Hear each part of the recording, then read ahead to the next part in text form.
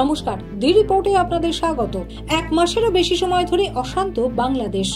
দিন কয়েক আগে রাজনৈতিক পালাবদলও ঘটেছে, আর এই পরিস্থিতির সরাসরি প্রভাব পড়েছে দুদেশের মধ্যে ব্যবসা বাণিজ্যে। দুদেশের সীমান্তে ট্রাক চলাচলের ওপর নিষেধাজ্ঞা জারি করা হয়েছে, ফলে বেনাপোল এবং পেট্রাপোল সীমান্তে দাঁড়িয়ে পড়েছে সারি সারি ট্রাক। আর তার জেরেই দুদেশের মাছ ব্যবসায়ীরা কয়েক কোটি টাকার ক্ষতির সম্মুখীন হচ্ছেন। ওড়িশার চিল্কা থেকে সমুদ্রের মাছ নিয়ে দিন কয়েক আগেই পেট্রাপোলে এসে পৌঁছয় 4টি ট্রাক। কাস্টমসের ক্লিয়ারেন্স না পাওয়ায় পার্কিংয়েই দাঁড়িয়ে রয়েছে ট্রাকগুলি। স্বাভাবিকভাবেই ট্রাকের মাছে পচন ধরতে শুরু করেছে। ট্রাকে রয়েছে প্রায় 50 লক্ষ টাকার বিভিন্ন ধরনের সামুদ্রিক মাছ। এত পরিমাণ মাছ নিয়ে এবার তারা কি করবেন কিছুই বুঝতে পারছেন না, জানালেন মাছের এক পাইকারি ব্যবসায়ী। লরি যাচ্ছে না, মাছ নষ্ট হচ্ছে। আমাদের কালকে এক্সপোর্ট হওয়ার কথা ছিল, মাছটা কালকে যায়নি। কালকে গাড়ি এসে দাঁড়িয়ে গেছে। পরশুদিন উড়িষ্যা থেকে গাড়ি ছিল, পরশুদিন একদিন বাসি হলো, আর কালকে দিনটা বাসি হলো, আজকের দিনটাও দাঁড়িয়ে গেছে গাড়ি। এখন কবে কি যাবে সেসব বলতে পারছি না কিছু।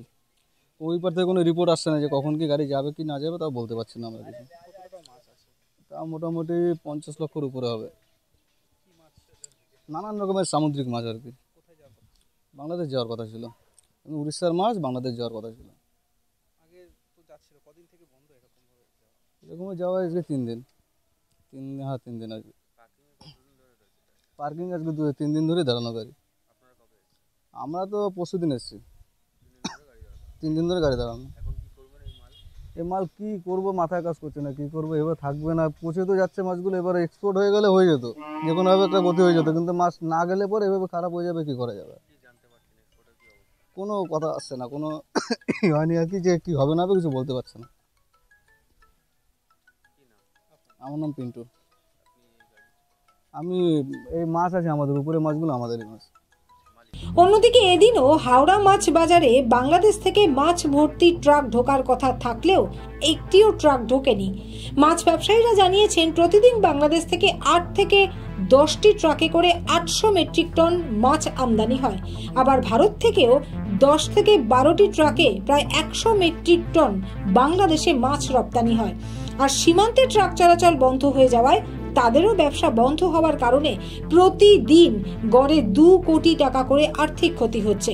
পাশাপাশি গত বছরেও সেপ্টেম্বর থেকে অক্টোবরের মধ্যে পুজোর উপহার হিসেবে প্রায় 2000 মেট্রিক টন ইলিশ রপ্তানির অনুমতি দিয়েছিল হাসিনা সরকার।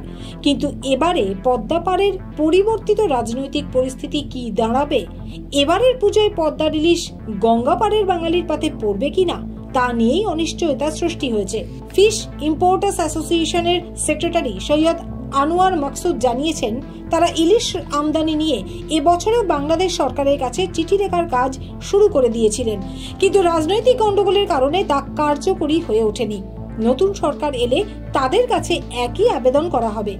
তারা চাইছেন রাজনৈতিক ডামাডোল কাটিয়ে বাংলাদেশে যত তাড়াতাড়ি সম্ভব একটি সরকার গঠন হোক, তাহলেই দুদেশের মাছ ব্যবসায়ীরাই সুস্থভাবে ব্যবসা করতে পারবেন। ঠিক যে সময় আমি চিঠি লিখব, এভরি ইয়ার আমরা অ্যাসোসিয়েশন তরফ থেকে একটা চিঠি লিখি যে গতবারের মতন আপনারা এইবারও আমাদেরকে ইলিশ প্রদান করবেন, গতবার আপনারা এত দিয়েছিলেন, এত এসছিল, এই নিয়ে একটা চিঠি লিখি। আমাদের গভর্নমেন্টকেও জানাই আর গভর্নমেন্ট অফ বাংলাদেশকেও জানাই, কিন্তু সেই সুযোগটা হাতছাড়া হলো। চিঠি লেখার আগেই এই ঝামেলাগুলো হয়ে গেল। এখন তো গভর্নমেন্ট নেই, স্থির গভর্নমেন্ট। তো আমরা ভাবছি যে হয়তো 15-20 দিন পর, যখন 15-20 দিন পর যখন আর্মি টেক কেয়ার গভর্নমেন্ট হোক আর যেটাই হোক, আমরা ভাবছি তাদেরকে আমরা চিঠি লিখে জানাবো যে প্রত্যেক বছর আমরা ইলিশ পেতাম উপহার স্বরূপ, আপনারাও যাতে এবার আমাদেরকে ইলিশ প্রদান করেন। এবারে কি বাংলাদেশে ভালো ইলিশ উঠছে? এখন যা খবর, ভালো ইলিশ বাংলাদেশে অনেক ভালো আমদানি হচ্ছে, ভালো ল্যান্ডিং হচ্ছে।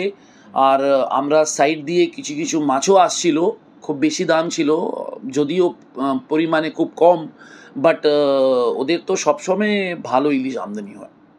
আচ্ছা, আর এখনও ইলিশের মৌসুম তো পুরো আছেই।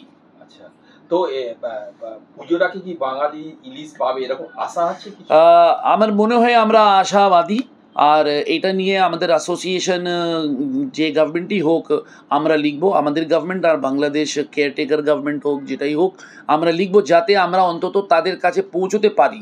তারপর ওদের ডিসিশন আছে যে দেবে কি দেবে না, সেটা নিয়ে এখন অনিশ্চয়তা আছে, অনিশ্চয়তা 100% অনিশ্চয়তা আছে। রাজু ঝা ও শান্তনু বিশ্বাসের রিপোর্ট, দি রিপোর্ট। আরও বিভিন্ন খবরের আপডেট জানতে হলে অবশ্যই সাবস্ক্রাইব করুন দি রিপোর্ট চ্যানেলটি, কারণ আপনাদের একটা সাবস্ক্রিপশন আমাদের কাছে অত্যন্ত মূল্যবান। জয় হিন্দ।